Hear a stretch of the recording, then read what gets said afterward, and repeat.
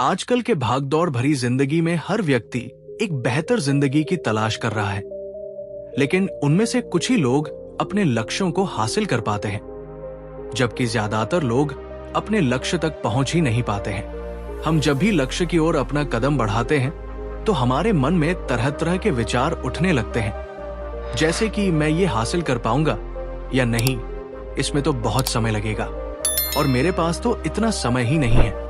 अगर मैं असफल हो गया तो लोग क्या कहेंगे? तो आइए एक कहानी के माध्यम से समझते हैं कैसे अपने असफलता के डर को खत्म किया जा सकता है। और हमारे मन में ये असफलता का डर क्यों होता है? बहुत समय पहले की बात है। एक बौद्ध सन्यासी एक जंगल के पास अपनी कुटिया बना के रहा करते थे। वे बौद्ध सन्यासी बहुत ही बुद्धिमान थे। कोई भी व्यक्ति उनके पास कोई समस्या लेकर आता, वो बहुत ही बुद्धिमानी से उस समस्या का समाधान निकाल देते थे।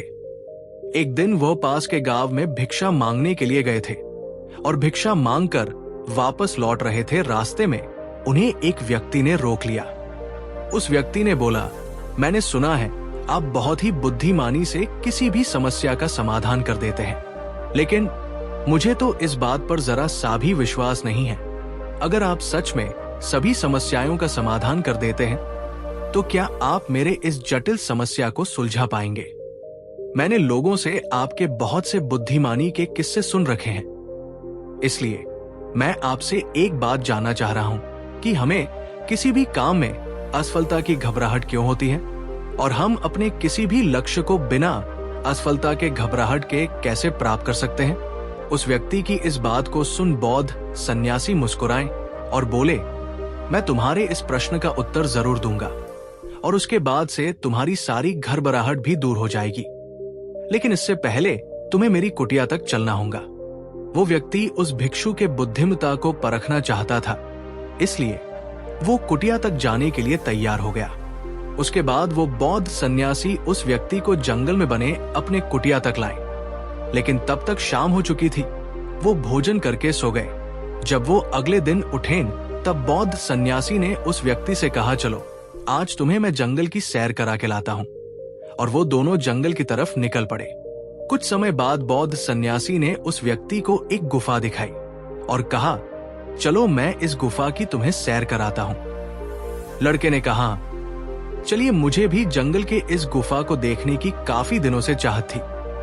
उसके बाद दोनों गुफा के अंदर चले गए। गुफा के अंदर काफी अंधेरा था, लेकिन कुछ समय बाद चुपके से बौद्ध सन्यासी गुफा से बाहर आ गए और उस गुफा के द्वार को बाहर से बंद कर दिया।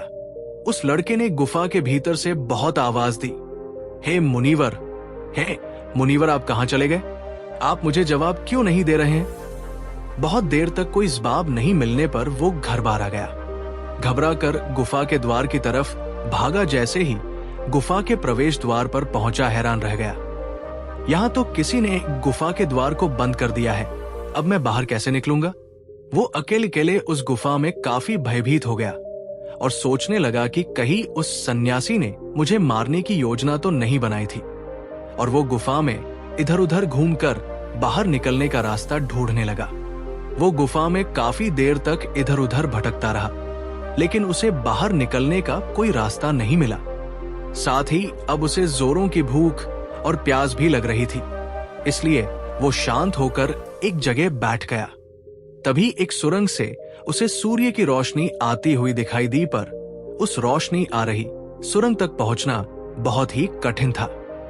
उस सुरंग के चारों तरफ अंधेरा ही अंधेरा था और वो काफी ऊंचाई पर भी थी। फिर भी वो तुरंत उठा और अपनी भूख प्यास को भूलकर अपना सारा ध्यान उस गुफा से बाहर निकलने में लगा दिया। काफी मेहनत और प्रयास करने के बाद वो सूर्य की रोशनी आने वाली सुरंग तक पहुंच गया। काफी देर तक वो सुरंग में ऊपर चढ़ता गया। तभी अचानक उसे वो सन्यासी हाथ आगे बढ़ाते हुए दिखा।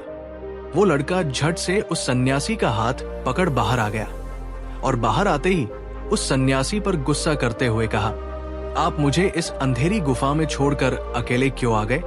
आपको पता है मैं कितना भयभीत हो गया हूँ, मुझे कितने जोरों की प्यास लगी है। उस सन्यासी ने मुस्कुराते हुए उसे पानी दिए और बोले, तुम मेरी बातों को ध्यान से सुनना। तुम उस गुफा से बाहर सिर्फ 2 कारणों से निकल पाए हो। पहला कारण, तुम्हें जोरों की भूख और प्यास लगी थी, और दूसरा कारण, तुम्हें वहां घुटन महसूस हो रही थी, क्योंकि तुम्हें अपने दोस्तों और परिवार वालों के साथ रहने की आदत पड़ गई है। इसके अलावा और 2 मुख्य कारण हैं जिसके कारण तुम इस गुफा से बाहर निकल पाए हो। पहला कारण, तुम्हारे साथ वहां कहने के लिए कोई नहीं था कि इतने अंधेरे में इतनी ऊंचाई पर तुम उस सुरंग तक कैसे पहुंचोगे, ये तो असंभव है।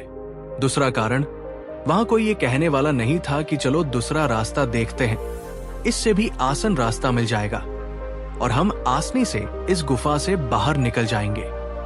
सफलता प्राप्त करने का नियम भी कुछ ऐसा ही है। सफलता प्राप्त कैसे कर सकते हैं, इसे समझाने के लिए मैंने एक छोटी सी दुनिया बनाकर दिखाई है, और वास्तव में सफलता प्राप्त करना इससे भी जटिल है। जब आप किसी लक्ष्य को पूरा करने जाते हैं तो सलाह देने के लिए बहुत से फालतू लोग मिल जाते हैं जो खुद तो कुछ कर नहीं पाए और हमें ज्ञान देते हैं, ये मत करो, वो मत करो, तुमसे ये ना हो पाएगा, इससे अच्छा तो तुम वो काम कर लो।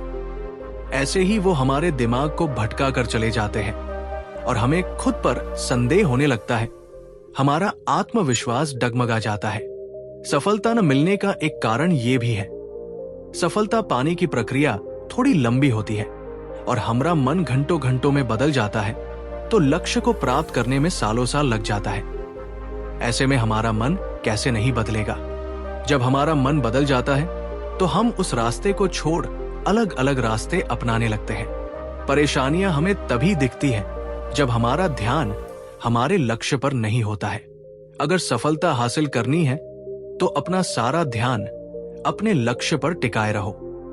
मुनिवर की इन बातों को सुनकर उस व्यक्ति की आंखें खुल गई और बोला, आप सच में बहुत बुद्धिमान हैं और मैं आपसे वादा करता हूं, मैं आपके इन बताई बातों को अपने जीवन में जरूर अपनाऊंगा।